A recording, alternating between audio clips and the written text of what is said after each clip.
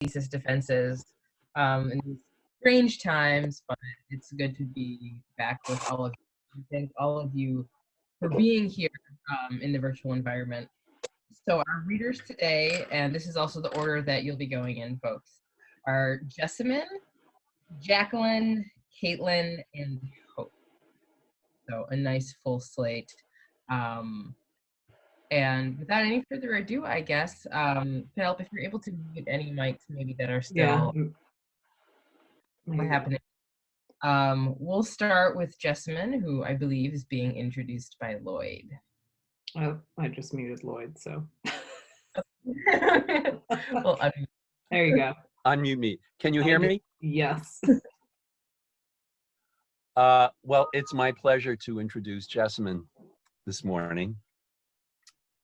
There are many good poets and many good artists, but Jessamyn Wolff seems to breathe poetry and finds it inextricably connected with visual art. So it's not just the big moments that show what a gifted poet and artist she is. It's all the little connections that reveal her poetic mind at work all the time, a way of thinking that's genuinely and deeply poetic. Quote, the slow caterpillar of cars. Quote, employees hurry with loops of shrill keys. Quote, outside, the sun's been smeared with silver clouds. I love the girl in the waiting room, quote, bobbing her legs so fast, my own ankle aches to watch. The cat that's, quote, closer to an uncooked cinnamon roll than a human. Or the stairs in the family house she returns to that, quote, creak like they're surprised to hold your weight again. I could fill my whole time just quoting these passing, unforced, yet memorable phrases. They are the very texture and lifeblood of Jessamyn's poems. I both love and admire these poems, especially the heartbreaking poems about the loss of her brother, the comedy of a sleepover, the tenderness of young love tinged with the threat of loss, the grown-up acceptance of looking back at a lost first love, the knowing look by a tourist at a national disaster, the wistful return to a childhood home, the horror at a neighbor having to kill a trapped deer. I ache with the pleasure of reading these poems. I keep rereading them as if I were afraid to lose them. Jessamyn's poems always take me further than I expect to go, always lead me to a new and unexpected place. Quote, I listen to her voice sail between the trees, and I can't make the words, but it sounds like a question.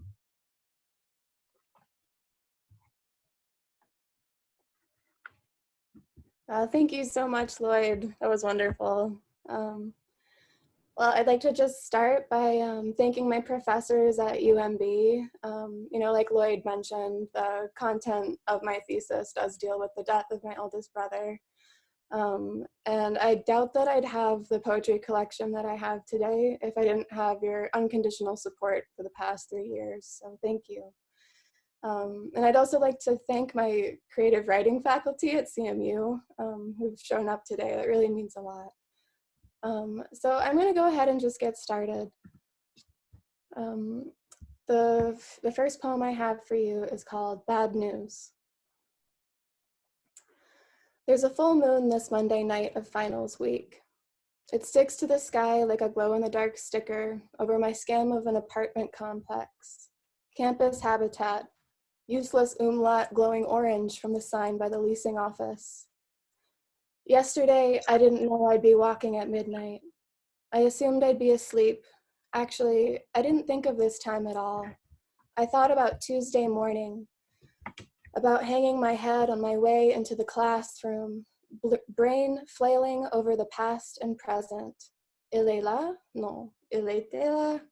But instead, I'm walking at midnight, not sure where, just noticing all my neighbors have cheap plastic pots of half-dead succulents on their windowsills like I do, and school flags for curtains, and rows of Pabst cans shining like silver garlands. Cars, presumably used or passed down by parents and older siblings, fill the parking lot with their chipped paint and frosty black windshields. I glance inside them as I pass, notice how much the seats look like people stunned by bad news, people who didn't care enough about the cold to go back inside.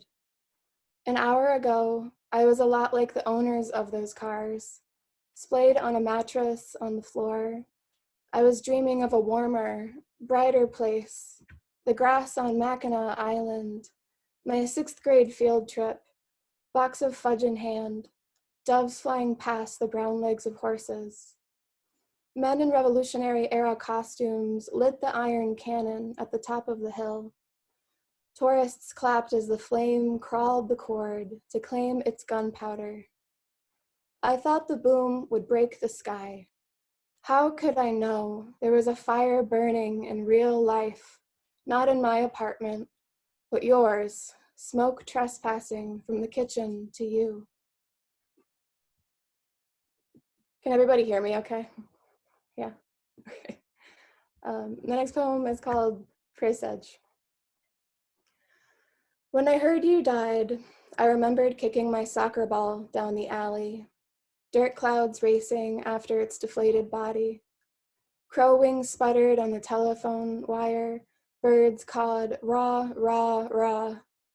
I froze, let the ball roll and rest in the gutter.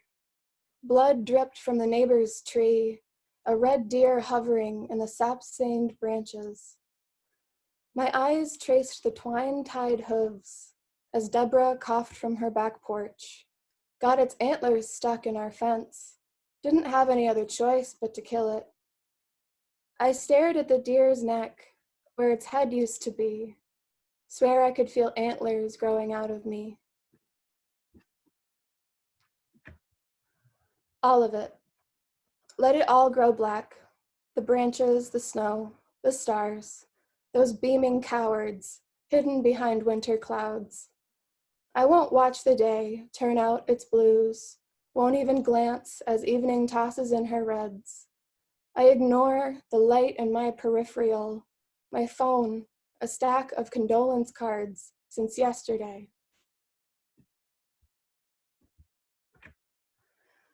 The mirror in the waiting room. My cursive twists slow under the overhead light, under the line, describe your mental health emergency. I write the sentence, my brother was killed in a fire last night, and it doesn't feel true, so I pause before handing the form back to the lady behind the desk. There is a dribble of quiet, radiator clicking under a plastic fern, and then an exhale falling out of the secretary's mouth, a sigh from her swivel chair. I hear her charm bracelet, thick as a wreath, crash against a stack of styrofoam cups. I have tea and donuts, she says, carrying a tray and a paper packet of chamomile in both hands. I select an unglazed donut hole, take a cup and heave a smile onto my face. Hot water's by the mirror, she says, pointing across the room. I look and notice the girl sitting there, staring at me, bobbing her leg so fast my own ankle aches to watch. I stare back at her thigh, rippling under gray sweats, her finger moving to scoop the black mascara slugs away from her tear ducts. I imagine her under the moon, shaking, too afraid to sleep after the phone call from home, sidewalk salt sticking to her boots, as she moved through the night that shattered into morning.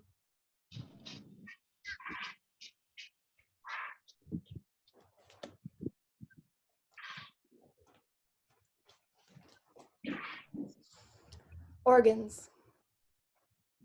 Mom was pissed they wouldn't even take his eyes, but the hospital didn't want organs from recently incarcerated individuals, explained the woman over the phone, her tone of true Midwestern politeness reaching even my ears. I know his lungs weren't any good, Mom said as she hung up the phone, but don't you think his heart would have been fine? She paused in the mirror to poke an earring through her lobe. A perfectly good heart, she whispered, stabbing the other earring through. At the funeral home, when she stood by his body whispering, "You were a good man, Ben, a good man," I thought about the perfectly good heart lying in his chest, unused, like a flame fading in a cold, dark cell. So this next poem is actually named after a song by the Microphones, and it's called "I Can't Believe You Actually Died." It wasn't real until Mom and I were in your apartment and seeing for the first time the soot wilted against the kitchen walls, smeared across the microwave and stove, while that horrible smoky smell sank into every fiber of our clothes, so much that we washed them the minute we got home, after we'd put our armfuls of you in a heap on the table. Drawings, your laptop, Buddhas, one with its head broken off, something that would have made me think of you, even if it wasn't lying in the living room with the dishes you threw, with the kicked-in shelf, the sharp gems of your broken window dotting the carpet. And when I showed Dad the Buddha, its cropped, shiny black neck like a dark tear in my hands, he took a sharp inhale before saying, "Jessamyn, your hair smells like fire."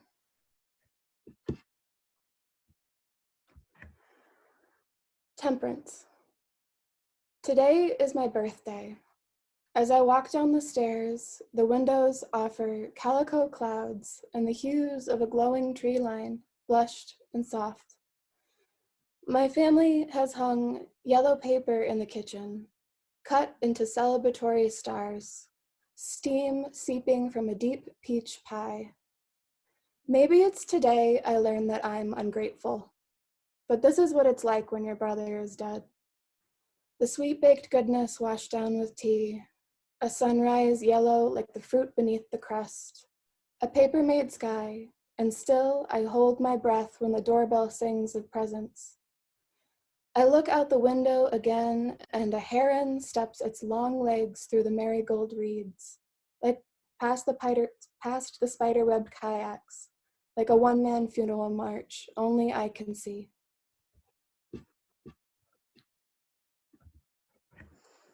A place for you.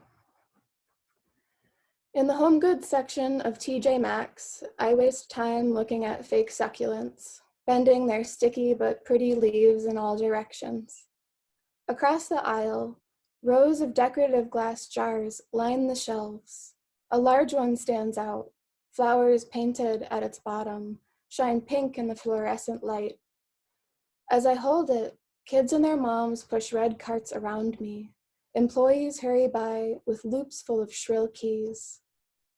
I determine that, yes, all I have left of you will fit in this glass jar.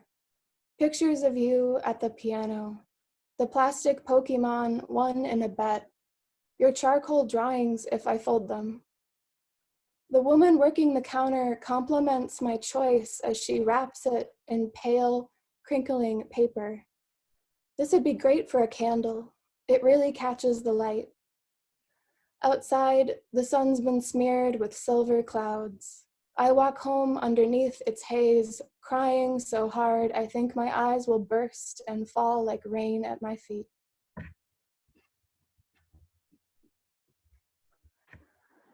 Washing my hands. The moon rolls over a blue cloud through the bathroom shades. Spider plants hang above my head. Our family is out there, filling every room with their politics and whiskey sours, voices piled high like dishes. Someone in the kitchen is singing, and the faucet whistles when I turn it on. I pump peppermint soap on my hands, thinking about the bag of leftovers I held out to you 3 years ago today. Its plastic handle taut with turkeys, potatoes, slices of pumpkin pie, pink lines pushing into my palm. Fresh out of jail, you didn't say a lot, but your pill eyes tattled. High as a kite, I whispered to the windshield as we drove away. Coats are being pulled off racks, Tupperware closing and car keys rattling. My cue to go back out there and repeat the last words we traded. Happy Thanksgiving, and I'll see you soon. But my fingers hang heavy on the handle when I turn off the faucet. It's hard not to listen as the whistle lowers into the pipes.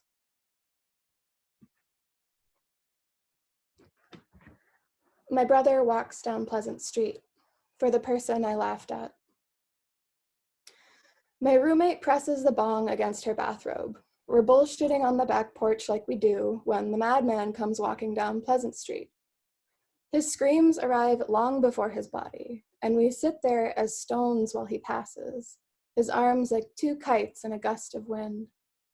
Cars slow, but no one stops, and we crack up once he's out of sight. What in the living fuck? And only in Dorchester, we say.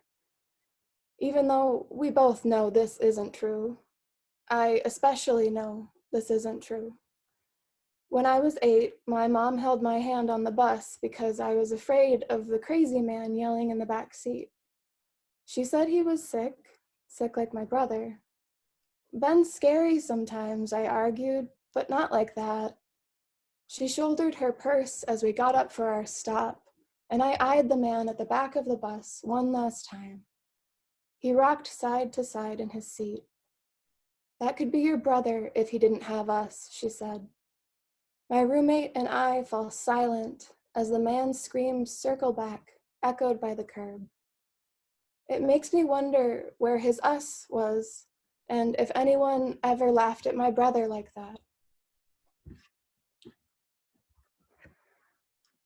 Unforgivable.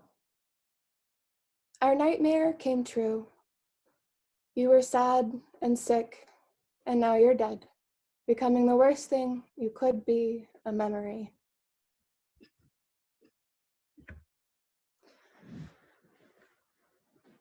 Brighton Avenue. Today is your birthday, and they cut down all the trees next door. I should have known. The way those contractors let themselves into our side yard last month to get a better look of the lot, holding their big papers and fine-tuning their ugly ties, pointing here, gesturing there. When we came here, I was so happy we had leaves as neighbors, green ripples in the city air, sunlight scurrying down shadowed bark. But today, even the cat sighs while watching the birds look for their nests. Those beak-weaved wreaths now twigs swept into a muddy gutter. Today was supposed to be about you, and how I can't wish you a happy birthday because you died. But the sky's wide gray glare blocks the window and fills my head, and all I can think about is whether or not the trees ever felt my love.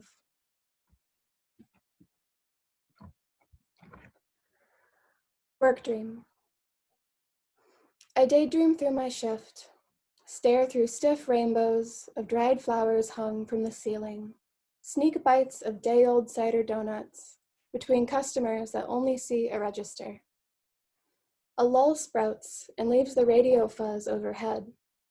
My manager sighing as she disappears into the freezer. Workers on their lunch break linger by the deli counter, while my dead brother chooses an orange in the produce section. Except he isn't dead. He's alive and lifting the fruit to smell its skin. Oh, it's all been some terrible mistake, I think. He's alive and walking past the daisy wreaths now. Each one a stale sundog, a halo for his head. No, I'm mistaken. This is a man with a toddler, a daughter in tow. Not my big brother, my brother who is dead. The dead things snicker at me, crisp carnations, pork sausages pierced by cold hooks. I hear their laughter rise as I handspring through the gaping thistle wreath ahead of me, palms beginning here on the floor, feet landing there in the afterlife.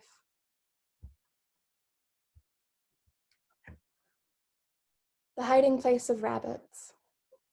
Castle Island, Dorchester. Fog beheads the building behind me. Mist fills each pore with relief. I look for you tonight. Scan the sand past the dogs who've forgotten their owners, shadows still as they talk on shore. Beach grass, tall and sharp, bends to reveal the hiding place of rabbits with long, gray feet. They dive below the cold boardwalk, where I wish your voice would rise. Beyond the cracked wood planks, the harbor has sprouted 1,000 clouds, above 100 boats, but your absence is all that fills this starless beach. Barceloneta, Puerto Rico. Being the typical drunk tourist I am, I buy the stray dog an empanada because her brown nose and speckled belly is just about the cutest thing I've seen all day, along with the loud chickens and crusty cats that share this black sand beach. As I hold the food out for my taffy-tongued smiler, I look at the broken buildings, concrete walls bare of paint, tiled roofs peeled away and shattered across the shore. I ask Emma if this is what most of the destruction looks like, because she's been here with FEMA, assessing damages and digging up funding where there is none. She nods. Yeah, no owners, little electricity. And 3,000 people died. I think about the night Ben died, how I fell on the bathroom floor and cried until my roommates found me. And then I think about the whole island doing that, most without a floor to fall and scream on.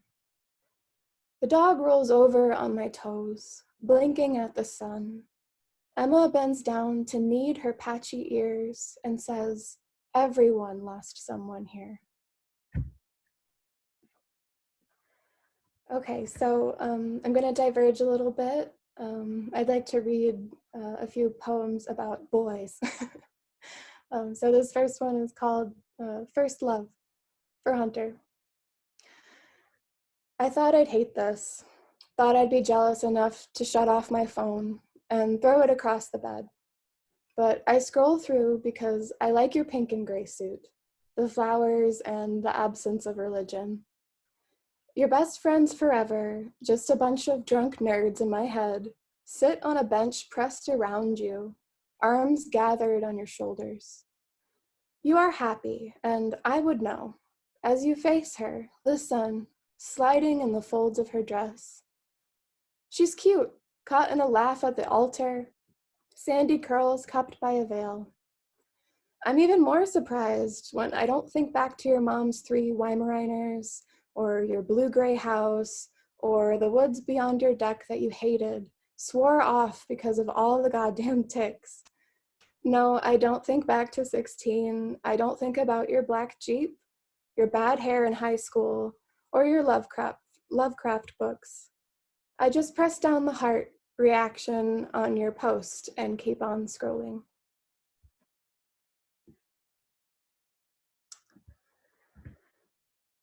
Making out in May. We don't want to crush the tulips in Brookline, flowers fat like mangoes, striped yellow and red. So Nick kicks the soccer ball softly, and I kick it back, our feet like 2 sides of a cradle, keeping the ball from flying down the hilly street. Our eyes glide up viney trellises, bird wings scatter shadows on the porches of the uppity people who live there. We buy a raspberry bear claw with sugar that sticks to our lips when we kiss under a tree that sheds pink petals across the park. A little girl sees and stops sweeping her make-believe house, holds her pine branch broom still with one hand. I listen to her voice sail between the trees, and it sounds like a question, but I can't quite make out the words. Okay, so I have only 2 more poems left, and I'd like to just explain that I wrote these poems for my 3 best friends, who I'm pretty sure have tuned in right now. And they've been my best friends my whole entire life, and to kind of put it into context how much they mean to me, about 2 weeks or so after I lost my brother, it was New Year's Eve, and I left my parents' house for the first time, and it was kind of like climbing Mount Everest. I was really anxious and sad. So I went across the street to our neighbor Dustin's house, and my 3 best friends were there. And before I knew it, within seconds, I was laughing again, and we were talking and dancing. And I don't think that anybody else in the world could have made me feel joy again in such a dark time. So these poems are for you guys. Transverse Waves, Michigan. In my hometown, where they all believe in Jesus, 30-some men, sometimes paired, walk on water. Winter crosses the moss out. Branches shoulder snow by the inches. Everybody ice fishes. Everybody drinks.